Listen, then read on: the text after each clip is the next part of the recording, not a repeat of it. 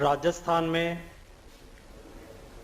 4 medical college के शिलान्यास के अवसर पर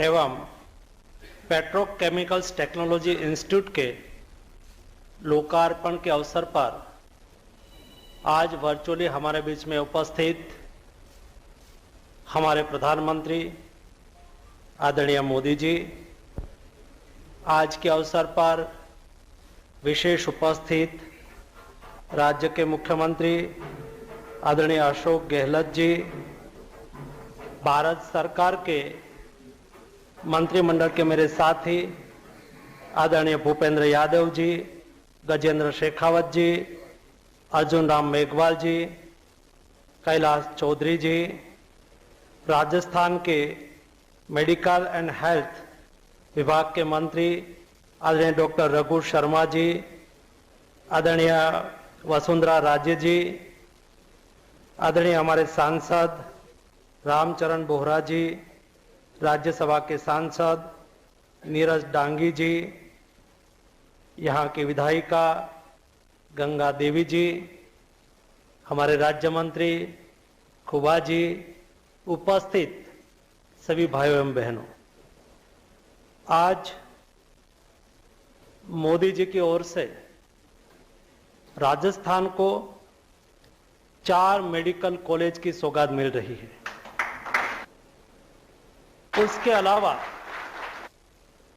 राजस्थान के युवाओं को पेट्रोकेमिकल्स टेक्नोलॉजी में अभ्यास करने के लिए अपॉर्चुनिटी मिले, उसके लिए पेट्रोकेमिकल्स टेक्नोलॉजी इंस्टीट्यूट का लोकार्पण हो रहा है।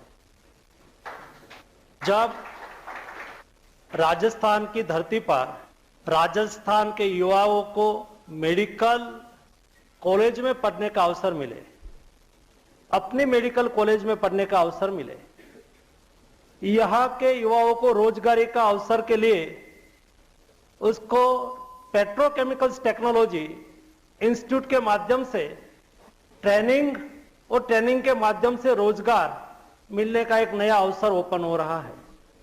मुझे आज बताते हुए खुशी हो रही है। मेडिकल सेक्टर एक ऐसा सेक्टर है और पहले सालों में मेडिकल सेक्टर को हेल्थ के साथ नहीं जोड़ा गया था और हेल्थ को डेवलपमेंट के साथ नहीं जोड़ा गया था। डेवलपमेंट के साथ हेल्थ को जोड़ने की शुरुआत मोदी जी ने गुजरात से की है। मुझे याद है मोदी जी को गुजरात में मुख्यमंत्री का ओथ लेने के बाद आज जब 7 अक्टूबर हो रही है, तब 20 साल सरकार का हेड होने का 20 साल पूरा हो रहा है। मतलब गवर्नमेंट हेड करने का 20 साल का एक लंबा अनुभव, और उसकी शुरुआत जब गुजरात से हुई थी, उस वक्त मोदी जी ने गुजरात में सबका साथ सबका विकास का एक मंत्र दिया था। वो एक ऐसा मंत्र था जो सर्व समावेशी था। मोदी जी चाहते थे कि गरीब से गरीब लोगों का कल्याण होना चाहिए, गरीब के गरीब लोगों को लगना चाहिए कि सरकार हमारे लिए भी कुछ काम कर रही है और उसका फल उसको मिलना चाहिए। और इसलिए सबका साथ सबका विश्वास, सबका साथ सबका विकास, यानी कि सब लोगों का साथ मिले, सब लोगों को समान अवसर मिले, सब लोगों तक सरकारी योजना का लाभ मिले, सब लोगों तक हेल्थ सुविधा मिले, सब लोगों तक सरकारी योजना पहुंचे। और इस मंत्र से गुजरात में हेल्थ सेक्टर को आगे बढ़ाने की कोशिश हुई थी। मैंने देखा है गुजरात के दूर सुदूर क्षेत्र, हमारे यहां ईस्टर्न पार्ट में उमरगाम से अंबाजी तक, जो राजस्थान से छटा हुआ क्षेत्र था, वहां हेल्थ सुविधा नहीं पहुंची थी। वहां हेल्थ सुविधा पहुंचाने के लिए एक क्षेत्र तक एम्बुलेंस कैसे पहुंचे? महाअमृतम योजना, आज आयुष्मान भारत योजना के तहत सारे देश को लाभ मिल रहा है। उसकी शुरुआत जब गुजरात में हुई, वो महाअमृतम योजना से हुई। महाअमृतम योजना क्या थी? कोई गरीब व्यक्ति उसके यहाँ पैसा नहीं होता है, आर्थिक सुविधा नहीं होती है, और उसको जब कोई बड़ी बीमारी आ जाती है, बीमारी किसी को पूछ के तो नहीं आती है, गरीब को भी यहां भी आती है, अमीर के यहां भी आती है। और उस वक्त मोदी जी ने सोचा था कि गरीब लोगों को भी बेहतर स्वास्थ्य सुविधा मिलनी चाहिए, और गरीब लोगों को बेहतर स्वास्थ्य सुविधा के लिए मां अमृतम योजना के माध्यम से एक मां कार्ड दिया गया था। ये मां कार्ड से गरीब लोगों को बिना खर्च से राज्य सरकार की तिजोरी से उसका इलाज होता था। आज ये योजना आगे बढ़ के देश में उसका इंप्लीमेंटेशन आयुष्मान भारत योजना के तहत हो रहा है। और ये भी आयुष्मान भारत योजना मोदी केयर योजना के नाम से भी देश में जानी जाती है।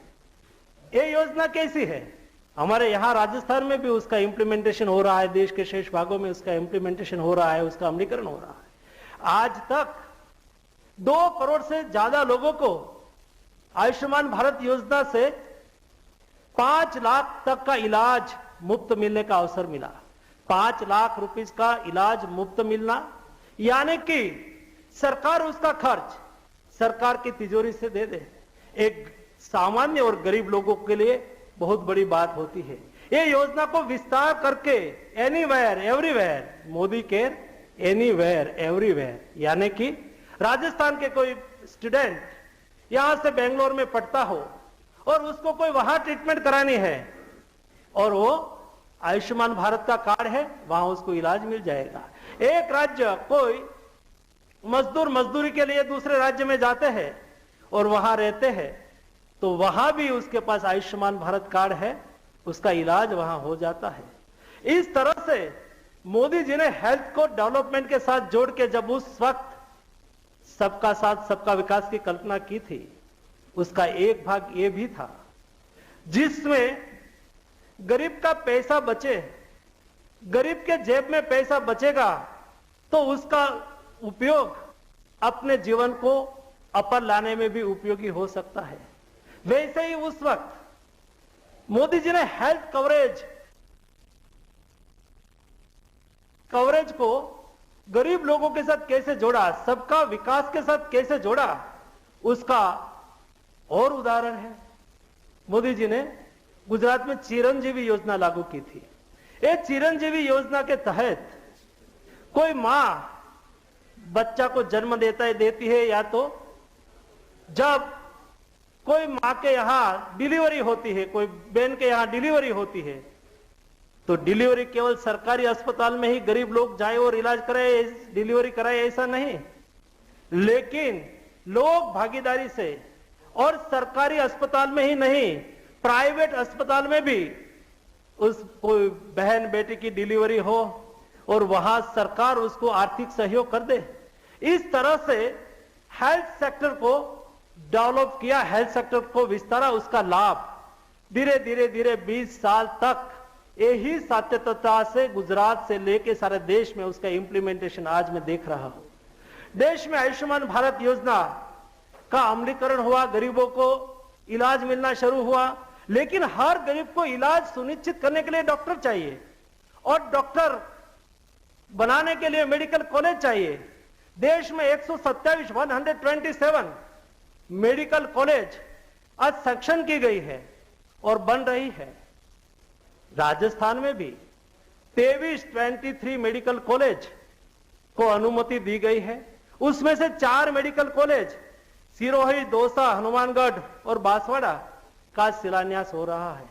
2600 से ज्यादा स्टूडेंट को वहां एडमिशन मिलेगा। हमारे यहां स्वयं का एक हेल्थ इंफ्रास्ट्रक्चर बहुत तेजी से बढ़ रहा है और ये राजस्थान में 2600 डॉक्टर हर साल बनेंगे और बाहर आएंगे। वो यहां राजस्थान के जनता की सुविधा के लिए, स्वास्थ्य के लिए काम करेंगे। आज गुजरात में राजस्थान के बॉर्डर के इलाके के लोग स्वास्थ्य के लिए उसको गुजरात आना पड़ता है। भविष्य में राजस्थान में ही राजस्थान के नागरिकों को ट्रीटमेंट मिल पाएगी, ये सुविधा राजस्थान में हो जाएगी। ऐसा इतना ही नहीं, देश में पहले एक दिल्ली एम्स हुआ करती थी, आज 22 एम्स बन रही है।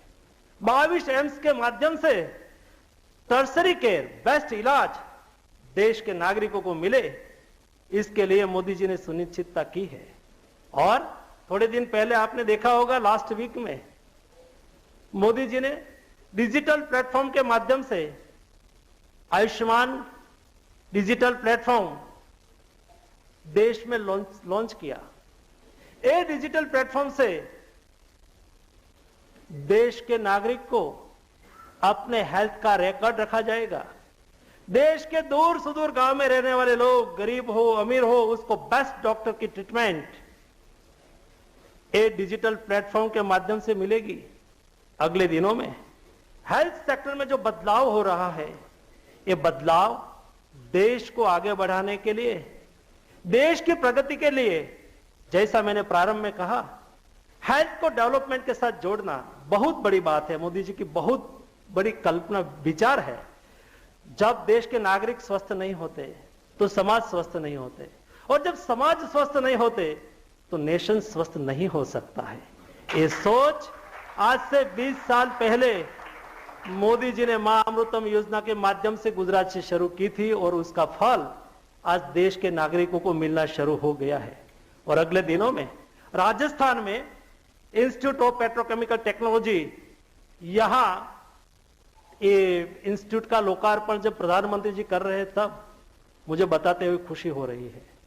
देश में एजुकेशनल इंस्टीट्यूट तो होती है, इंजीनियरिंग इंस्टीट्यूट तो होती है, लेकिन ये इंजीनियरिंग इंस्टीट्यूट में बच्चे पढ़ते हैं, उसका रोजगार कैसे सुनिश्चित किया जाए, और ये बच्चे पढ़ के उसको रोजगारी कैसे मिले, और एक क्षेत्र में रही इंडस्ट्रीज को उसका कैसे फायदा हो। इसलिए एजुकेशनल इंस्टीट्यूट को इंडस्ट्रीज के साथ कनेक्ट करने की बात आदरणीय मोदी जी ने कही थी। इंस्टीट्यूट टू इंडस्ट्रीज को कनेक्ट करना, उसका प्रतिबिंब एक सिपेट इंस्टीट्यूट में हम देख रहे हैं। देश में 42 ऐसी इंस्टीट्यूट चल रही है। पहले जब मोदी जी देश के प्रधानमंत्री नहीं हुआ करते थे, उसके समय के पहले की मैं बात बताऊं, वो सरकार के फंड पर निर्भर थी। मोदी जी ने आत्मनिर्भरता का मंत्र दिया, मोदी जी ने इंस्टीट्यूट टू इंडस्ट्रीज कनेक्ट की बात कही, और ये सोच का ये नतीजा निकला। आज ये 42 सिपेट सेंटर इंस्टीट्यूट, उसके इलाके में रहने वाली छोटी मोटी इंडस्ट्रीज, वो इंडस्ट्रीज का प्रॉब्लम सॉल्व करते हैं, उसका टेस्टिंग फैसिलिटी देते हैं, उसको और कोई प्रोजेक्ट देना है तो ये सिपेट इंस्टीट्यूट को देते हैं, और सिपेट इंस्टीट्यूट धीरे धीरे ट्रेनिंग भी देने लगी, उसका प्रॉब्लम भी सॉल्व करने लगे। छोटी छोटी एमएसएमई होती है तो उसके पास समय नहीं होता है, उसके पास इतना फाइनेंशियल सिचुएशंस में उसकी स्ट्रॉन्ग नहीं होती है जो रिसर्च में समय लगाए, वो प्रोजेक्ट दे देते थे सिपेट में।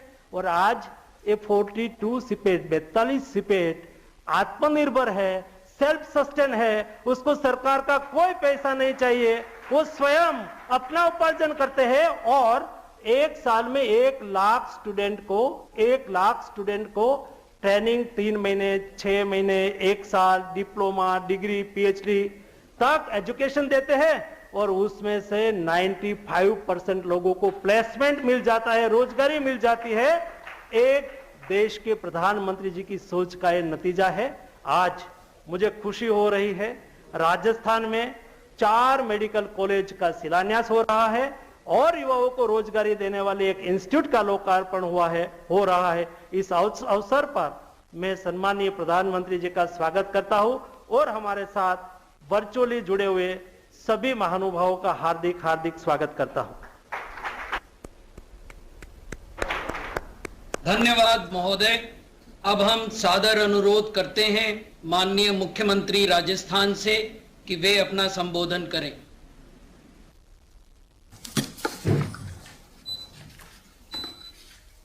माननीय प्रधानमंत्री श्री नरेंद्र मोदी जी, माननीय राज्यपाल महोदय आदरणीय कलराज मिश्र जी, माननीय अध्यक्ष लोकसभा श्री ओम बिरला जी, मंत्री स्वास्थ्य परिवार कल्याण मंत्री मनसुख भाई मांडविया जी, डॉक्टर भारती प्रवीण पवार जी राज्य मंत्री, भगवंत स्खोबा जी राज्य मंत्री रसायन और उर्वरक, डॉक्टर रघु शर्मा जी, मंत्री चिकित्सा स्वास्थ्य विभाग, राजस्थान सरकार। प्रसादी मीणा जी, मंत्री उद्योग। श्रीमती वसुंधरा राजे जी, पूर्व मुख्यमंत्री। श्री गुलाब चंद कटारिया जी, नेता प्रतिपक्ष। स्वास्थ्य राज्य मंत्री सुभाष गर्ग जी और तमाम उपस्थित हमारे केंद्रीय व राज्य मंत्रिमंडल के सदस्यगण, माननीय सांसदगण, विधायकगण और राजस्थान सरकार और भारत सरकार के तमाम हमारे वरिष्ठ अधिकारीगण। सबसे पहले मैं माननीय प्रधानमंत्री नरेंद्र मोदी जी का हार्दिक स्वागत करता हूँ। मुझे खुशी है कि उन्होंने 4 मेडिकल कॉलेज, दौसा, हनुमानगढ़, बांसवाड़ा, सिरोही के शिलान्यास करने के लिए और इंस्टीट्यूट ऑफ पेट्रोकेमिकल टेक्नोलॉजी का शुभारंभ करने के लिए प्रोग्राम बनाना है का निश्चय किया और आज हमारे बीच में हैं। मुझे बहुत खुशी है कि मेडिकल के अंदर जो जिस प्रकार से पूरे देश के अंदर एक माहौल बना है पिछले 10 साल से, उसी का परिणाम है आज हम लोग 4 मेडिकल कॉलेज का शिलान्यास करना संभव हुआ। और मैं प्रधानमंत्री जी से कहना चाहूँगा कि राजस्थान वो राज्य बनने जा रहा है जहाँ पर 33 जिले हैं और 30 मेडिकल कॉलेज खुलने जा रहे हैं। उसमें 15 तो चालू हो गए हैं और 15 2023 तक चालू हो जाएंगे। उसमें से 4 का आप शिलान्यास करने जा रहे हैं। अगर हम इतिहास में जाएं तो 1947 के अंदर खाली पंडित नेहरू के वक्त में खाली एक SMS जयपुर का जो है सवाई मानसिंह अस्पताल, वो मेडिकल कॉलेज खुला था। उसके बाद में लगातार जो ये फैसले हुए हैं, यूपीए गवर्नमेंट हो चाहे एनडीए गवर्नमेंट हो, ये नई सोच पैदा हुई कि हमें मेडिकल कॉलेज हर जिले में बनाना चाहिए और उसमें हम लोग बहुत आगे बढ़ रहे हैं। और मुझे खुशी है कि जिस गति से ये मेडिकल कॉलेज पूरे देश के अंदर, अभी आपके मनसुख भाई बता रहे थे, वो बातें मैं आपको रिपीट नहीं करना चाहूँगा। और अब जो पोस्ट ग्रेजुएशन के अंदर भी सीटें बढ़ाई गई है, MBBS की सीटें बढ़ाई जा रही है, मेडिकल कॉलेज खोल रहे हैं, तो मैं समझता हूँ कि आने वाले वक्त के अंदर हमारे देश के अंदर भी मेडिकल सुविधाओं का जो विस्तार, जिसकी सोच आप हम सबकी हैं, उसमें हम लोग कामयाब हो पाएंगे। एक इस मौके पर मैं निवेदन करना चाहूँगा कि 33 में से 30 जिले में खुल रहे मेडिकल कॉलेज खोल रहे हैं, पर हमारे यहाँ 3 जिले बहुत बैकवर्ड है, जालोर, प्रतापगढ़, राजसमंद।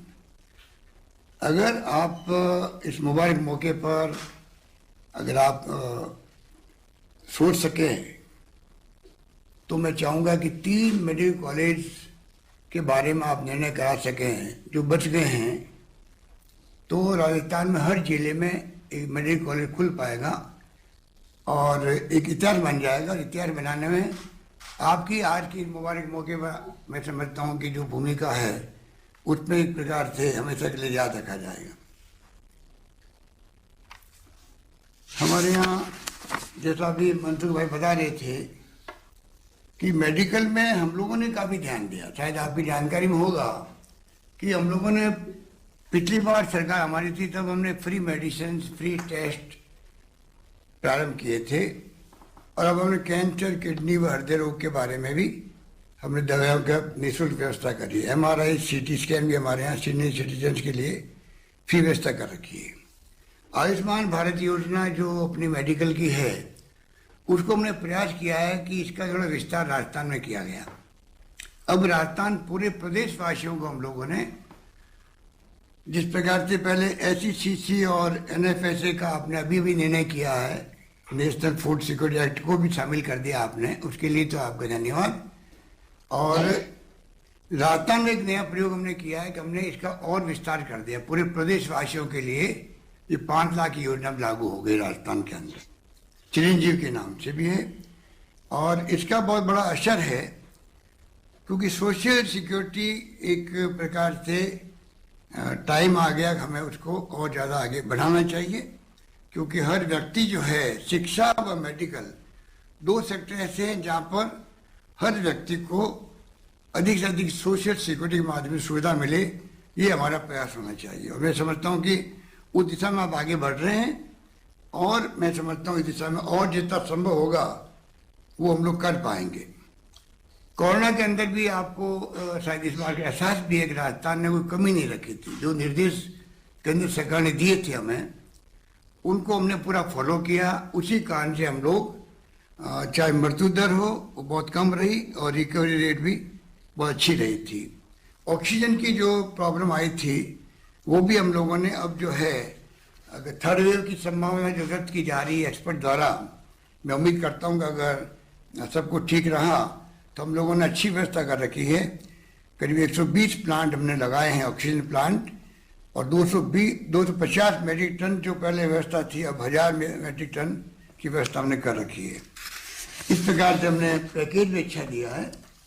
तो मेरा निवेदन रहेगा कि इस मेडिकल के सेक्टर में जो भारत सरकार की सोच है उसको हम लोग किस प्रकार से आगे बढ़ाएं जिससे कि और अधिक गति के साथ में हम लोग कैसा ही स्थिति बने देश के अंदर, क्योंकि दुनिया के मुल्कों में जो विकसित राष्ट्र है, अमेरिका हो या इंग्लैंड हो, वहाँ के हालात भी आप जानते हैं किस प्रकार से है। उनको देखते हुए हम लोग कैसे हम अपनी व्यवस्था करें जिससे कि थर्ड वेव की संभावना समाप्त हो जाए। और इस दिशा में हम लोग सब जागरूक भी हैं और पब्लिक को भी बराबर आगाह करते जाते हैं। ये सीपेट जो जिसका आज आपने उद्घाटन किया है उसके लिए भी मैं आपका बहुत शुक्रिया अदा करना चाहूँगा, आपको धन्यवाद दूंगा, क्योंकि ये बहुत ही महत्वपूर्ण संस्थान है जिसका शिलान्यास तो बहुत पहले ही हो गया था। और मुझे बताया गया कि ये सीपेट जो है, central institute of plastic engineering के नाम से, ये जब इंदिरा गांधी जी थे प्राइम मिनिस्टर, उस जमाने में यूएनडीपी के साथ में मिलकर के 68 के अंदर इसकी पहली स्थापना चेन्नई में हुई थी। और उसके बाद में अलग अलग सेंटर बनाए गए, करीब 43 सेंटर देश भर में काम कर रहे हैं। और मुझे खुशी है कि जयपुर में सीपेट सेंटर के माध्यम से जो प्लास्टिक टेक्नोलॉजी के क्षेत्र में काम आज प्रारंभ हुआ है, इंस्टीट्यूट ऑफ पेट्रोकेमिकल टेक्नोलॉजी का उद्घाटन हुआ है, उसका भी जैसे अभी मंत्री जी बता रहे थे, आने वाले वक्त में हमें इसका बहुत बड़ा लाभ मिलेगा, इसमें कोई दो राय नहीं है।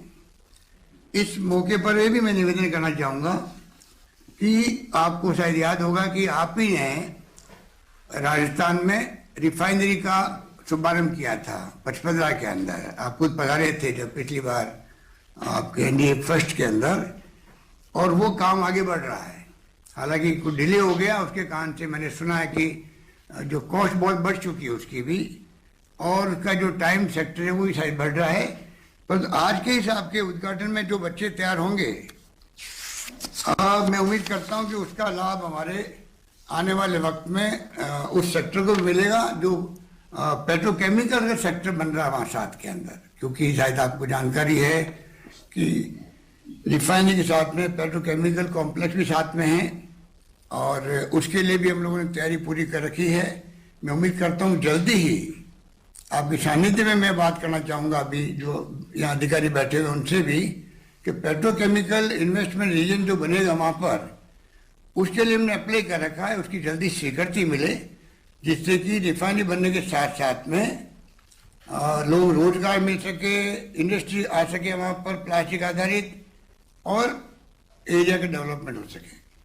मैं उम्मीद करता हूँ कि उस पर भी आप हमें पूरा सहयोग देंगे। जैसा आप जानते हैं कि वैसे तो राजस्थान के अंदर भी अब पहले वाली बात नहीं रही। आज आपने एक नया इंस्टीट्यूट का जो उद्घाटन किया है, ये बहुत ही प्रतिष्ठित संस्थान है, और यहाँ पर IIT, MNIT, IIM, AIIMS, SMS, NLU, NIFT, अच्छी संस्थान हमारे यहाँ आई है।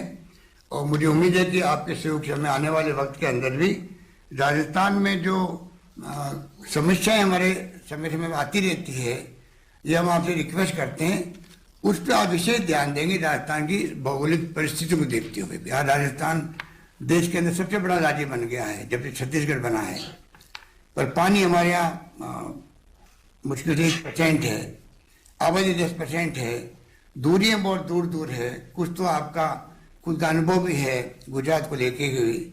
तो हमारे यहाँ कई तरह के इलाके ऐसे रेगिस्तानी हैं, और जो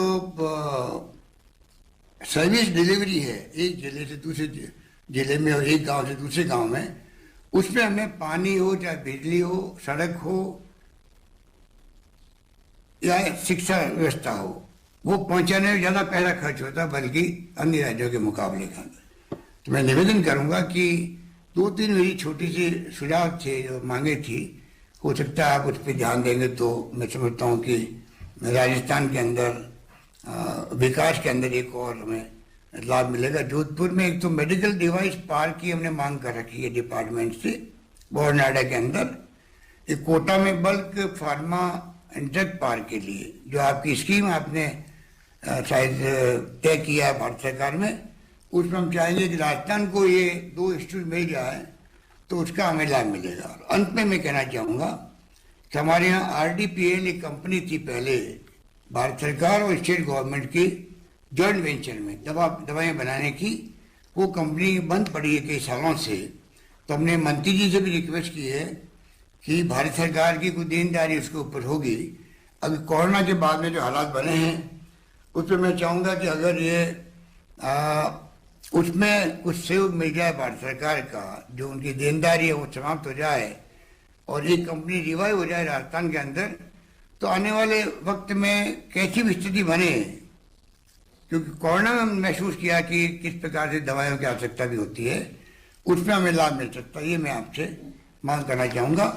और पुनः मैं अपनी ओर से राजस्थान प्रदेश जनता की ओर से मैं आपका हार्दिक स्वागत करता हूँ कि आपने मेडिकल कॉलेजेस 4 जिसका शिलान्यास करना आपने तय किया, और एक और इंस्टीट्यूट जो अपनी प्रतिष्ठा बनाए हुए हैं इसको भी आपने चिपेट के इंस्टीट्यूट ऑफ पेट्रोकेमिकल टेक्नोलॉजी का शुभारंभ करने का आपने निर्णय किया। उसके लिए मैं आपका आभारी हूँ। धन्यवाद। जय हिंद। धन्यवाद। धन्यवाद महोदय। अब माननीय स्पीकर महोदय, लोकसभा से सादर अनुरोध है कि वे अपने उद्बोधन से हमें अनुग्रहित करें।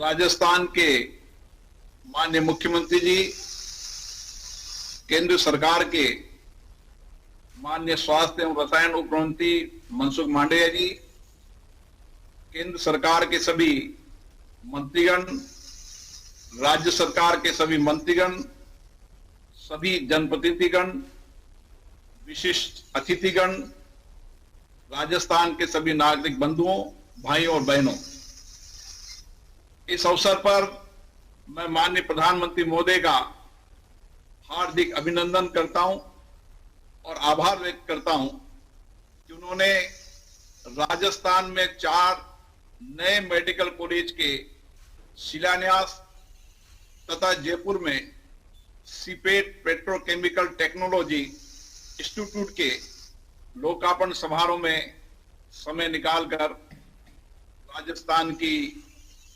जनता को ये महत्वपूर्ण तोहफा दिया।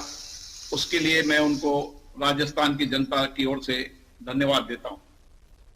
सिरोही, हनुमानगढ़, बांसवाड़ा और दौसा में नए मेडिकल कॉलेज का आज शिलान्यास हो रहा है। ये वो इलाके हैं जो आदिवासी इलाके हैं, अविकसित इलाके हैं। उन इलाकों के अंदर चिकित्सा सेवा का लाभ मिलने से यहाँ की जनता को बहुत सहायता मिलेगी। इसी के साथ ही मेडिकल क्षेत्र में इच्छुक विद्यार्थियों को अफोर्डेबल शिक्षा का सपना भी पूरा हो सकेगा। वहीं दूसरी ओर जयपुर में सीपेट के नए पेट्रोकेमिकल टेक्निकल इंस्टीट्यूट के उद्घाटन में पेट्रोकेमिकल सेक्टर के कौशल विकास के नए रास्ते खुलेंगे, नए विद्यार्थियों को तकनीकी ज्ञान मिलेगा और राजस्थान में पेट्रोलिंग और प्लास्टिक के क्षेत्र में एक नया कार्य मिलेगा। मेरा मानना है कि यह कदम निश्चित रूप से आत्मनिर्भर भारत के निर्माण में मील का पत्थर साबित होगा।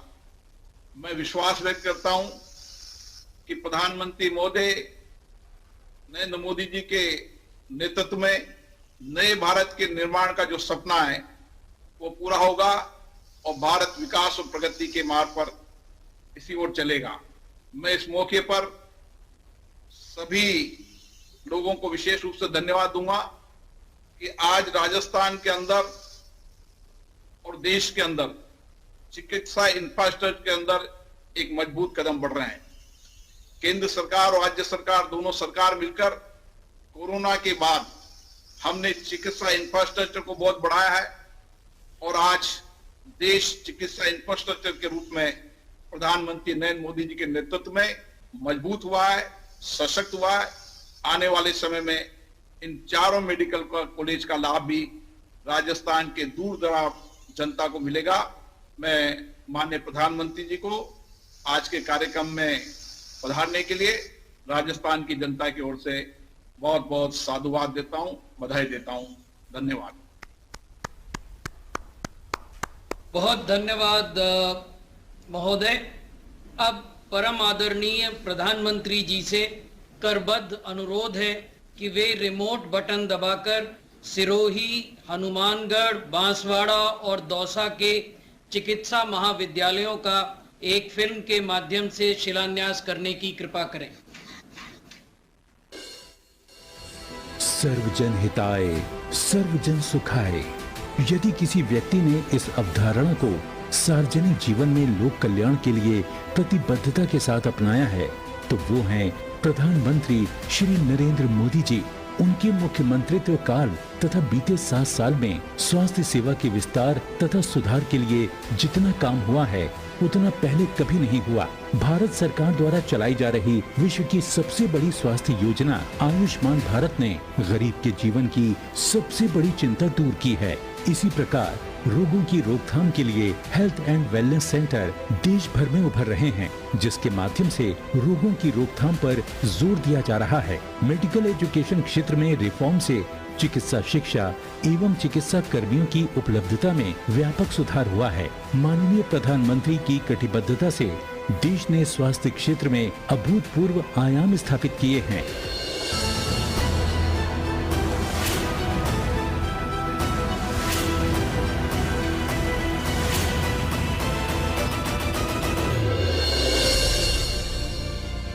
किसी भी देश में स्वास्थ्य सेवाओं को उपलब्ध कराने के लिए एक बहुत बुनियादी जरूरत है चिकित्सकों और पैरामेडिकल स्टाफ की उपलब्धता की। एक तरफ देश में मेडिकल एजुकेशन में सीटों की संख्या बढ़ाई जा रही है, वहीं इनमें एडमिशन से लेकर रेगुलेशन तक एक सीमलेस और ट्रांसपेरेंट व्यवस्था बनाई जा रही है। माननीय प्रधानमंत्री श्री नरेंद्र मोदी जी के ओजस्वी और दूरदर्शी नेतृत्व में भारत में चिकित्सा शिक्षा और स्वास्थ्य सेवा क्षेत्र में संस्थागत बदलावों के माध्यम से स्वास्थ्य सेवाओं को दूर दराज क्षेत्रों तक पहुंचाने के लिए कार्य किया जा रहा है। नेशनल मेडिकल कमीशन से देश में मेडिकल शिक्षा के विस्तार को गति मिलेगी, उसकी क्वालिटी में सुधार आएगा और करप्शन की शिकायतें दूर होगी। 2013-14 से पहले देश में कुछ मेडिकल कॉलेज थे और उनकी पहुंच में क्षेत्रीय असंतुलन था। इस असंतुलन को दूर करने के लिए जिला चिकित्सालयों को मेडिकल कॉलेज में बदलने का फैसला हमारे लोकप्रिय प्रधानमंत्री श्री नरेंद्र मोदी जी ने लिया। स्वास्थ्य क्षेत्र में काम करने वालों की उपलब्धता को बढ़ाने, मेडिकल शिक्षा देने के लिए मेडिकल कॉलेज के निर्माण में क्षेत्रीय असंतुलन को दूर करने, जिला अस्पतालों में उपलब्ध संसाधनों का बेहतर उपयोग कराने, स्पेशलिस्ट और टर्शरी देखभाल की सुविधा सरकारी मेडिकल महाविद्यालयों और अस्पतालों के माध्यम से उपलब्ध कराने की आवश्यकता थी। इस उद्देश्य को लेकर जो योजना बनाई गई, उसके तहत कुल 157 मेडिकल कॉलेज स्वीकृत हुए, जिनमें से 47 शुरू हो चुके हैं। इस योजना के बेहतरीन परिणाम देखने को मिल रहे हैं। आज हमारे देश में 854 की जनसंख्या पर एक डॉक्टर उपलब्ध है। पिछले 7 सालों में मेडिकल कॉलेज की संख्या 1.5 गुना तक बढ़कर 558 हो गई है। वहीं अंडर ग्रेजुएट की सीटों में पिछले 7 साल में 62% और पोस्ट ग्रेजुएट की सीटों में 78% की वृद्धि हुई है। बदलाव की इस लहर का एक बड़ा उदाहरण राजस्थान है। भारत सरकार ने राजस्थान के लिए 23 मेडिकल कॉलेज स्वीकृत किए, जिनमें से 7 मेडिकल कॉलेज बाड़मेर, भरतपुर, भीलवाड़ा, चुरू, डूंगरपुर, पाली और सीकर में शुरू हो चुके हैं। धौलपुर में स्थित मेडिकल कॉलेज में ओपीडी का शिलान्यास हुआ है और मेडिकल कॉलेज शुरू होने की प्रक्रिया में है। शेष 15 मेडिकल कॉलेज अलवर, बारा, बांसवाड़ा, चित्तौड़गढ़, दौसा, जैसलमेर, करौली, नागौर, श्री गंगानगर, सिरोही, बूंदी, सवाई माधोपुर, टोंक, हनुमानगढ़ और झुंझुनू में स्वीकृत किए गए हैं। इनमें से बांसवाड़ा, दौसा, सिरोही और हनुमानगढ़ में स्थित 4 मेडिकल कॉलेज का शिलान्यास माननीय प्रधानमंत्री जी के कर कमलों द्वारा आज हो रहा है। जल्द ही देश के हर प्रदेश, हर प्रांत और हर हिस्से को मिलेंगे नए मेडिकल कॉलेज, जो तैयार करेंगे कुशल डॉक्टरों की ऐसी एक बड़ी फौज, जो देश के हेल्थ केयर सिस्टम को मजबूती प्रदान करके नई ऊंचाइयों तक पहुंचाएंगे। परम आदरणीय प्रधानमंत्री जी से पुनः सादर अनुरोध है कि वे CIPET institute of petrochemical technology Jaipur का उद्घाटन रिमोट बटन दबाकर एक फिल्म के माध्यम से करने की कृपा करें।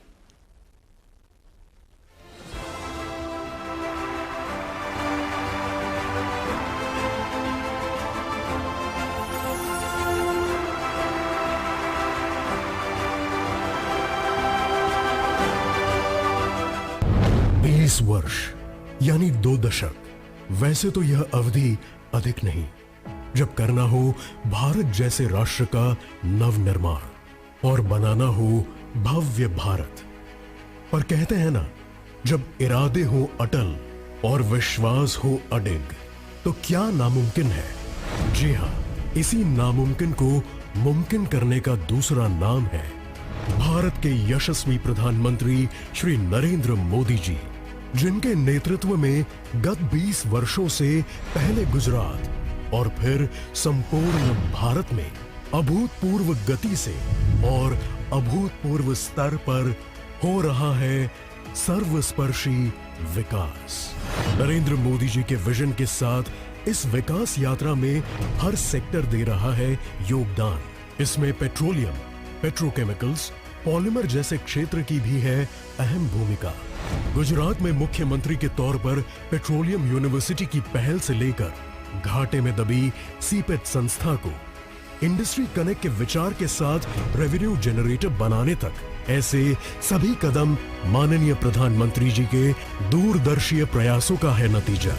गत 7 सालों में ease of doing business, tax और labour reform, national infrastructure pipeline, ethanol blending जैसे कई कदमों से पेट्रोलियम, पेट्रोकेमिकल सेक्टर लगातार हुआ है मजबूत। ऐसे ही प्रयासों का परिणाम है कि आज आत्मनिर्भर भारत की मिसाल बनकर उभरा है सीपेट। इंडस्ट्री के स्किल वर्कर की जरूरतें और रोजगार का माध्यम बना सीपेट आज 1850 करोड़ रुपए का दे रहा है राजस्व। गत 6 वर्षों में 12 नए सीपेट केंद्र देश को मिले हैं, जो पॉलीमर फॉर पीपल के संकल्प के साथ लोगों की ईज ऑफ लिविंग बढ़ाने में दे रहे हैं योगदान। कोरोना महामारी के समय पीपीई किट, मास्क आदि की आपूर्ति सुनिश्चित कर सीपेट ने आयात निर्भरता से आत्मनिर्भरता की ओर बढ़ने में की है मदद। एक नए आत्मविश्वास से भरे सीपेट ने 2024 तक पेट्रोकेमिकल्स इंडस्ट्रीज को 5 लाख स्किल मैन पावर देने का रखा है लक्ष्य। आज जयपुर में इंस्टीट्यूट ऑफ पेट्रोकेमिकल्स टेक्नोलॉजी यानी आईपीटी जयपुर के रूप में सीपेट का एक नया केंद्र राष्ट्र को मिल रहा है। IPT Jaipur polymer science, engineering और पेट्रोकेमिकल्स के क्षेत्र में नवाचार को करेगा प्रेरित। हर साल 1000 से अधिक विद्यार्थी ग्रेजुएट, पोस्ट ग्रेजुएट एवं पीएचडी जैसे प्रोग्राम से यहां करेंगे अपने सपने साकार। इसका विशेष लाभ मिलेगा राजस्थान के युवा और साथ ही औद्योगिक इकाइयों को। प्लास्टिक वेस्ट मैनेजमेंट के प्रधानमंत्री जी के विजन को आगे ले जाने के लिए इस केंद्र में रिसर्च को दिया जाएगा बढ़ावा। स्टार्टअप, स्किल इंडिया एवं मेक इन इंडिया जैसे अभियानों को अप्लाइड रिसर्च द्वारा आईपीटी जयपुर देगा नई मजबूती। राजस्थान और सीपेट के लिए आज का दिन है ऐतिहासिक, जब आईपीटी जयपुर को प्रधानमंत्री जी कर रहे हैं देश को समर्पित।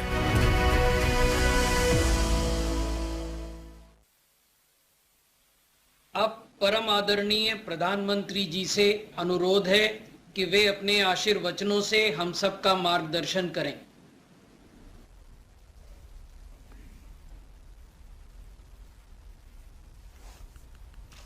नमस्कार। राजस्थान की धरती के सपूत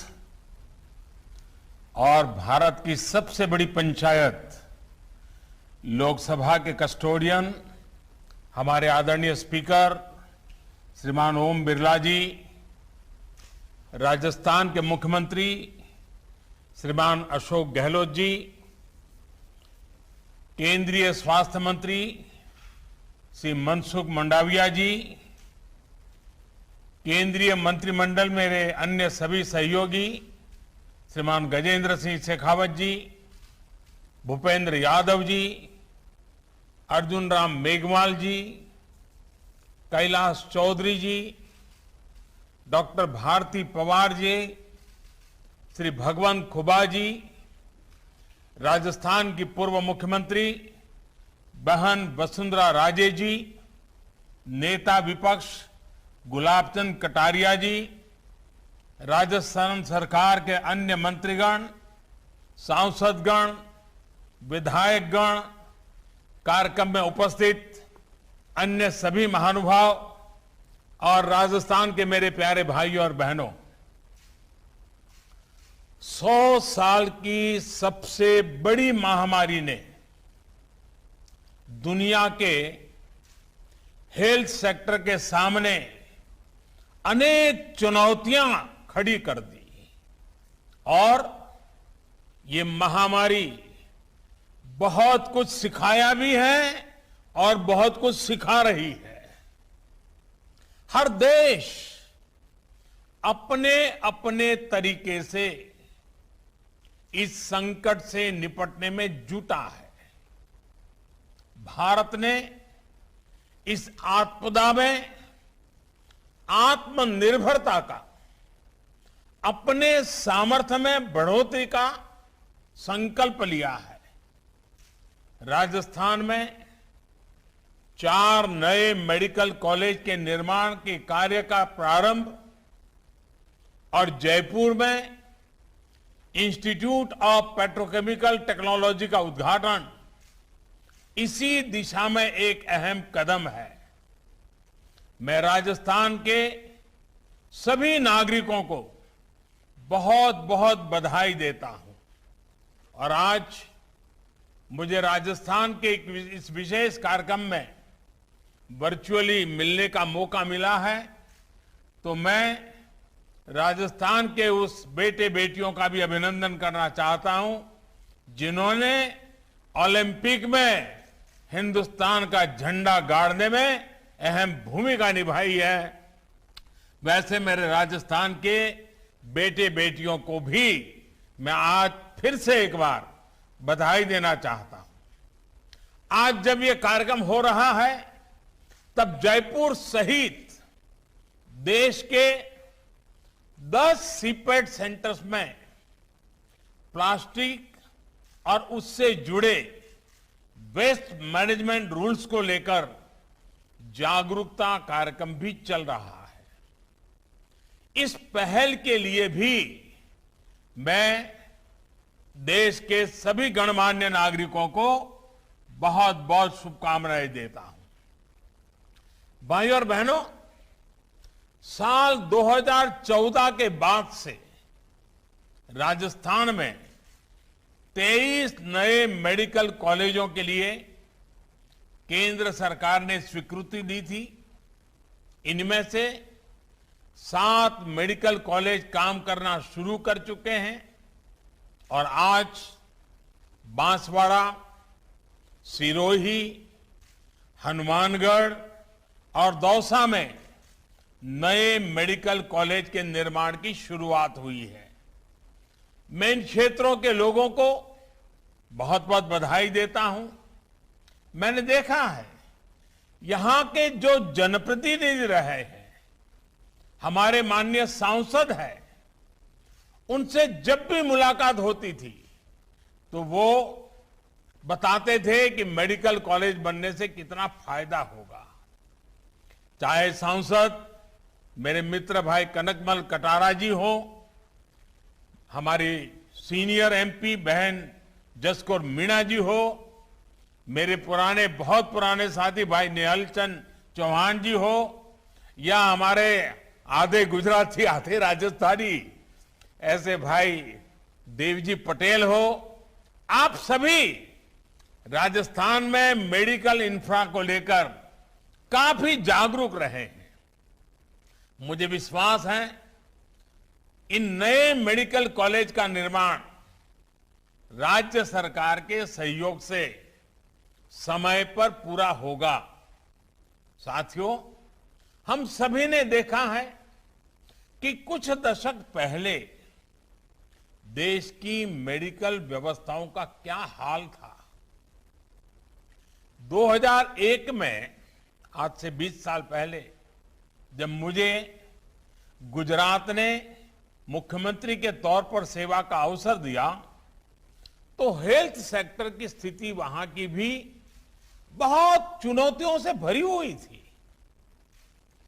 चाहे वो मेडिकल इंफ्रास्ट्रक्चर हो, मेडिकल शिक्षा हो या फिर इलाज की सुविधाएं हो, हर पहलू पर तेजी से काम करने की जरूरत थी। हमने चुनौती को स्वीकारा और मिलकर स्थितियों को बदलने की कोशिश की। गुजरात में उस समय मुख्यमंत्री अमृतम योजना के तहत गरीब परिवारों को 2 लाख रुपए तक के मुफ्त इलाज की सुविधा शुरू की गई थी। गर्भवती महिलाओं को अस्पतालों में डिलीवरी के लिए चिरंजीवी योजना के तहत प्रोत्साहित किया गया, जिससे माताओं और बच्चों का जीवन बचाने में बहुत अधिक सफलता मिली। मेडिकल शिक्षा के मामले में भी बीते 2 दशकों के अथक प्रयासों से गुजरात ने मेडिकल सीटों में लगभग 6 गुना वृद्धि दर्ज की है। साथियों, मुख्यमंत्री के रूप में देश के हेल्थ सेक्टर की जो कमियां मुझे अनुभव होती थी, बीते 6-7 सालों से उनको दूर करने की निरंतर कोशिश की जा रही है। और हम सबको मालूम है, हमारा संविधान के तहत जो फेडरल स्ट्रक्चर की व्यवस्था है, उसमें हेल्थ ये राज्य का विषय है, राज्य की जिम्मेवारी है। लेकिन मैं राज्य का मुख्यमंत्री रहा लंबे समय तक, तो क्या कठिनाइयां हैं वो मुझे मालूम थी। तो मैंने भारत सरकार में आकर के, भले दायित्व राज्य का हो तो भी उसमें बहुत सारे काम करने चाहिए भारत सरकार ने, और उस दिशा में हमने प्रयास शुरू किया। हमारे यहां एक बड़ी समस्या ये थी कि देश का हेल्थ सिस्टम बहुत ही अधिक टुकड़ों में बटा हुआ था। अलग अलग राज्यों के मेडिकल सिस्टम में राष्ट्रीय स्तर पर कनेक्टिविटी और कलेक्टिव अप्रोच का अभाव था। भारत जैसे देश में जहां बेहतर स्वास्थ्य सुविधाएं राज्य की राजधानियां या कुछ मेट्रो सिटी तक ही सीमित थी, जहां गरीब परिवार रोजगार के लिए एक राज्य से दूसरे राज्य जाते हैं, वहां राज्य की सीमाओं तक सिमटी स्वास्थ्य योजनाओं से बहुत लाभ नहीं हो पा रहा था। इसी प्रकार प्राइमरी हेल्थ केयर और बड़े अस्पतालों में भी एक बहुत बड़ा गैप नजर आता था। हमारी पारंपरिक चिकित्सा पद्धति और आधुनिक चिकित्सा पद्धति के बीच भी तालमेल की कमी थी। गवर्नेंस की इन कमियों को दूर किया जाना बहुत जरूरी था। देश के स्वास्थ्य सेक्टर को ट्रांसफॉर्म करने के लिए हमने एक राष्ट्रीय अप्रोच, एक नई राष्ट्रीय स्वास्थ्य नीति पर काम किया। स्वच्छ भारत अभियान से लेकर आयुष्मान भारत और अब आयुष्मान भारत डिजिटल मिशन तक ऐसे अनेक प्रयास इसी का हिस्सा है। आयुष्मान भारत योजना से ही अभी तक राजस्थान के लगभग 3.5 लाख लोगों का मुफ्त इलाज हो चुका है। गांव देहात में स्वास्थ्य सुविधाओं को मजबूत करने वाले लगभग 2,500 हेल्थ एंड वेलनेस सेंटर आज राजस्थान में काम करना शुरू कर चुके हैं। सरकार का जोर प्रिवेंटिव हेल्थ केयर पर भी है। हमने नया आयुष मंत्रालय तो बनाया ही है, आयुर्वेद और योग को भी निरंतर बढ़ावा दे रहे हैं। भाई और बहनों, एक और बड़ी समस्या मेडिकल इंफ्रास्ट्रक्चर के निर्माण की धीमी गति की भी रही है। चाहे एम्स हो, मेडिकल कॉलेज हो या फिर एम्स जैसे सुपर स्पेशलिटी अस्पताल हो, इनका नेटवर्क देश के कोने कोने तक तेजी से फैलाना बहुत जरूरी है। आज हम संतोष के साथ कह सकते हैं कि 6 एम्स से आगे बढ़कर आज भारत 22 से ज्यादा एम्स के सशक्त नेटवर्क की तरफ बढ़ रहा है। इन 6-7 सालों में 170 से अधिक नए मेडिकल कॉलेज तैयार हो चुके हैं और 100 से ज्यादा नए मेडिकल कॉलेज पर काम तेजी से चल रहा है। साल 2014 में देश में मेडिकल की अंडर ग्रेजुएट और पोस्ट ग्रेजुएट की कुल सीटें 82,000 के करीब थी। आज इनकी संख्या बढ़कर 1,40,000 सीट तक पहुंच रही है। यानी आज ज्यादा नौजवानों को डॉक्टर बनने का मौका मिल रहा है। आज पहले से कहीं अधिक नौजवान डॉक्टर बन रहे हैं। मेडिकल एजुकेशन की इस तेज प्रगति का बहुत बड़ा लाभ राजस्थान को भी मिला है। राजस्थान में इस दौरान मेडिकल सीटों में 2 गुनी से भी अधिक बढ़ोतरी हुई है। यूजी सीटें 2,000 से बढ़कर 4,000 से ज्यादा हुई हैं। पीजी सीटें राजस्थान में 1,000 से भी कम थी। आज पीजी सीटें भी 2,100 तक पहुंच रही हैं।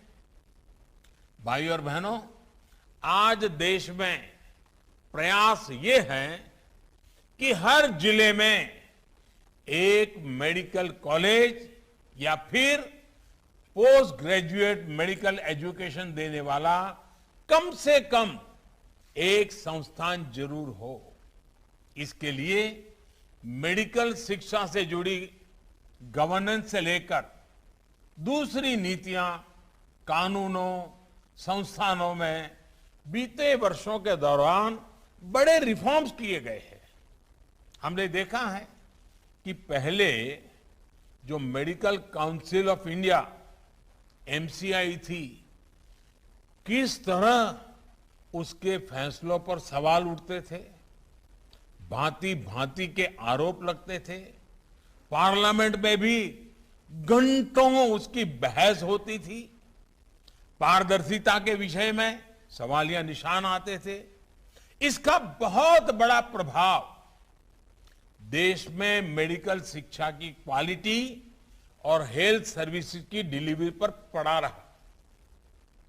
बरसों से हर सरकार सोचती थी कुछ करना चाहिए, बदलाव करना चाहिए, कुछ निर्णय करना चाहिए, लेकिन नहीं हो पा रहा था। मुझे भी ये काम करने में बहुत मुश्किलें आई। संसद में पिछली सरकार के समय करना चाहता था, नहीं कर पाता था। इतने ग्रुप, इतने बड़े अड़ंगे डालते थे, बड़ी मुसीबतों से आखिरकार हुआ। हमें भी इसे ठीक करने के लिए बहुत मशक्कत करनी पड़ी है। अब इन व्यवस्थाओं का दायित्व नेशनल मेडिकल कमीशन के पास है। इसका बहुत बेहतर प्रभाव देश के हेल्थ केयर, ह्यूमन रिसोर्स और हेल्थ सर्विसेज पर दिखना शुरू हो गया है। साथियों, दशकों पुराने हेल्थ सिस्टम में आज की आवश्यकताओं के अनुसार बदलाव जरूरी है। मेडिकल एजुकेशन और हेल्थ सर्विस डिलीवरी में जो गैप था, उसको लगातार कम किया जा रहा है। बड़े अस्पताल, चाहे वो सरकारी हो या प्राइवेट, उनके संसाधनों का नए डॉक्टर, नए पैरामेडिक तैयार करने में ज्यादा से ज्यादा उपयोग हो, इस पर सरकार का बहुत जोर है।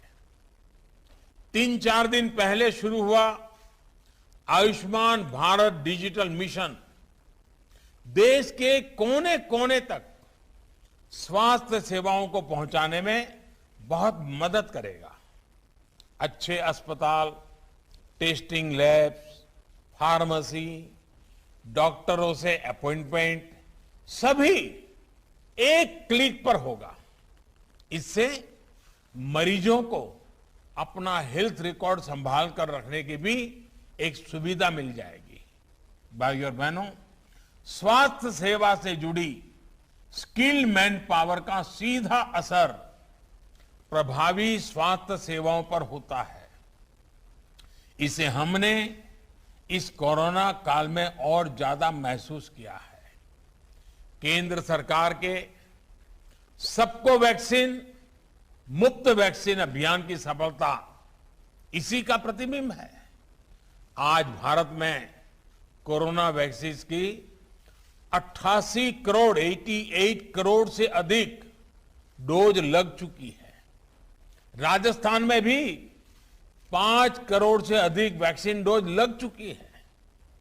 हजारों सेंटर्स पर हमारे डॉक्टर्स, नर्सेज, मेडिकल स्टाफ लगातार वैक्सीनेशन करने में जुटे हैं।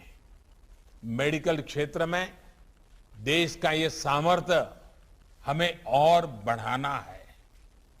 गांव और गरीब परिवारों से आने वाले युवाओं के लिए सिर्फ अंग्रेजी भाषा में मेडिकल और टेक्निकल एजुकेशन की पढ़ाई एक और बाधा रही है।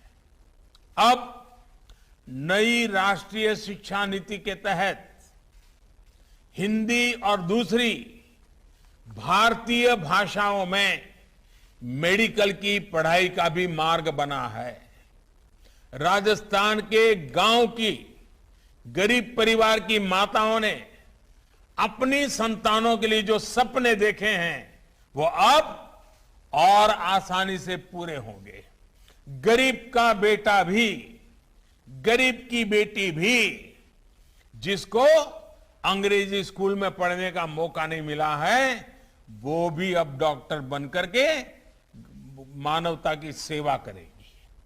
आवश्यक ये भी है कि मेडिकल शिक्षा से जुड़े अवसर समाज के हर हिस्से, हर वर्ग को समान रूप से मिले। मेडिकल शिक्षा में ओबीसी और आर्थिक रूप से कमजोर सामान्य वर्ग के युवाओं को आरक्षण देने के पीछे भी यही भावना है। साथियों, आजादी के इस अमृत काल में उच्च स्तर का कौशल न सिर्फ भारत की ताकत बढ़ाएगा, बल्कि आत्मनिर्भर भारत के संकल्प को सिद्ध करने में भी बड़ी भूमिका निभाएगा। सबसे तेजी से विकसित हो रहे उद्योगों में से एक पेट्रोकेमिकल इंडस्ट्री के लिए स्किल्ड मैन पावर आज की आवश्यकता है।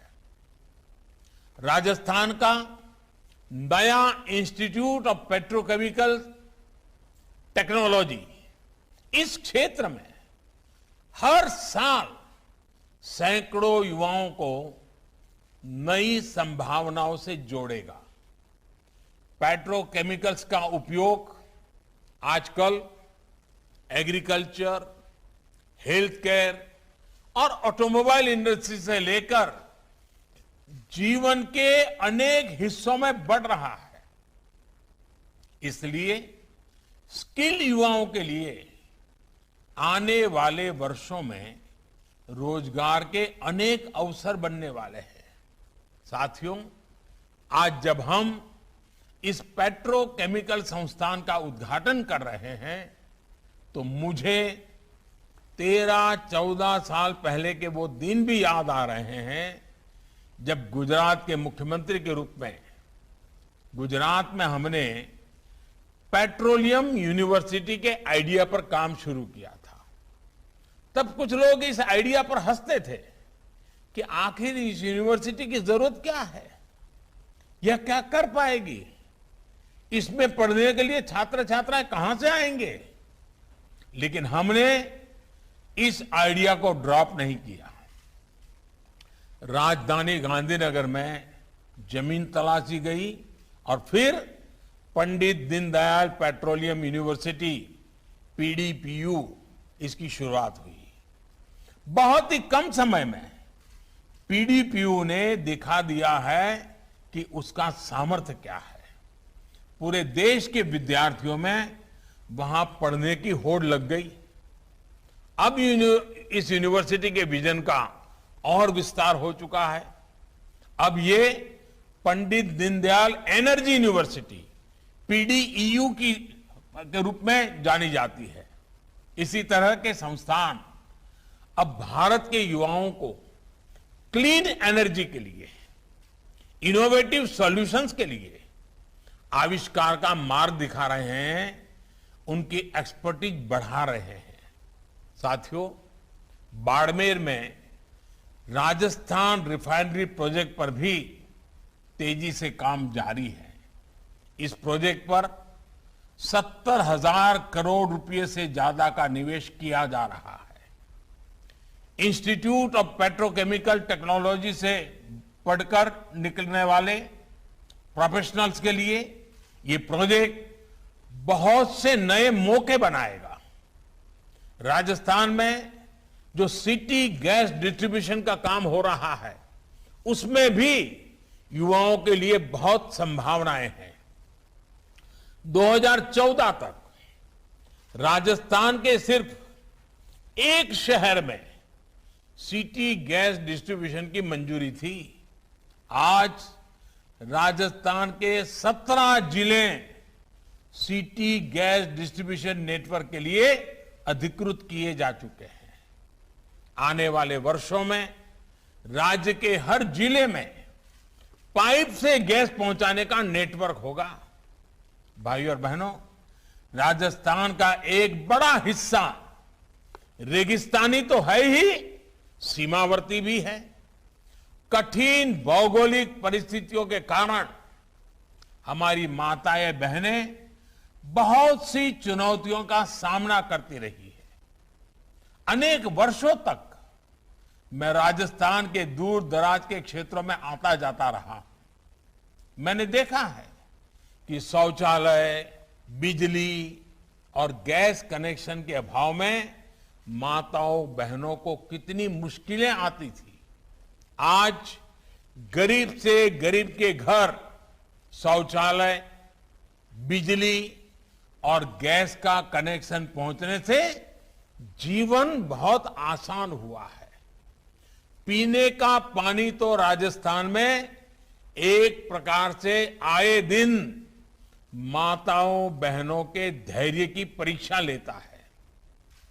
आज जल जीवन मिशन के तहत राजस्थान के 21 लाख से अधिक परिवारों को पाइप से पानी पहुंचना शुरू हुआ है।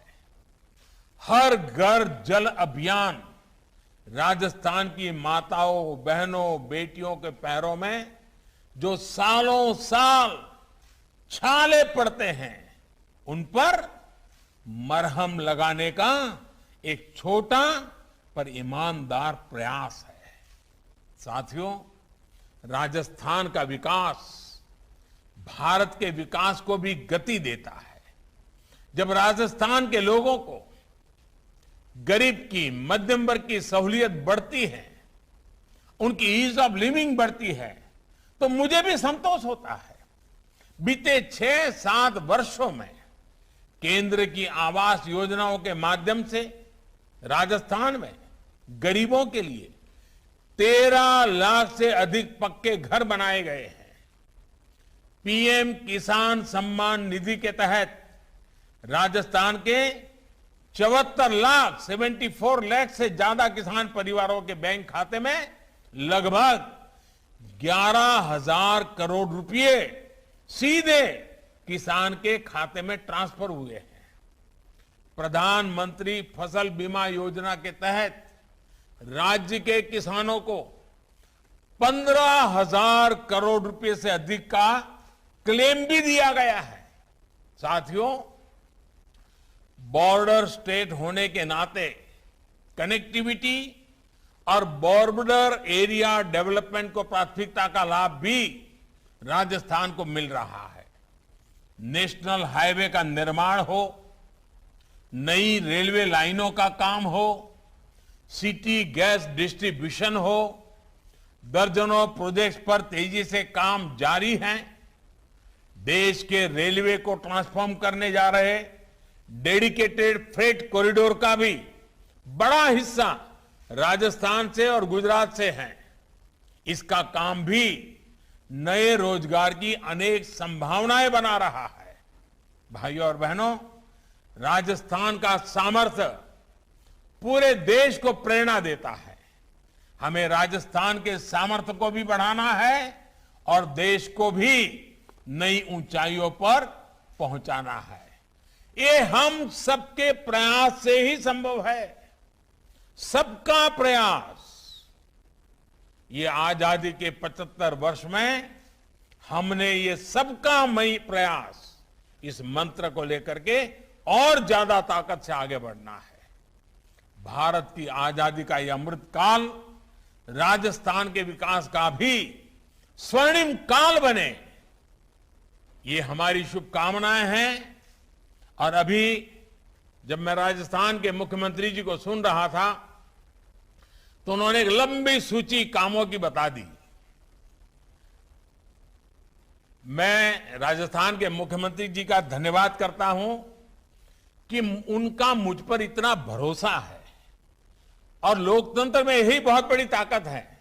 उनकी राजनीतिक विचारधारा पार्टी अलग है, मेरी राजनीतिक विचारधारा पार्टी अलग है, लेकिन अशोक जी का मुझ पे जो भरोसा है उसी के कारण आज उन्होंने दिल खोल करके बहुत सी बातें रखी हैं। ये दोस्ती, ये विश्वास, ये भरोसा, ये लोकतंत्र की बहुत बड़ी ताकत है। मैं फिर एक बार राजस्थान के लोगों का हृदय से अभिनंदन करता हूं, बहुत बहुत बधाई देता हूं। धन्यवाद। हम परम आदरणीय प्रधानमंत्री जी का और आप सभी महानुभावों का इस कार्यक्रम में सम्मिलित होने के लिए हृदय से धन्यवाद ज्ञापन करते हैं। बहुत बहुत धन्यवाद।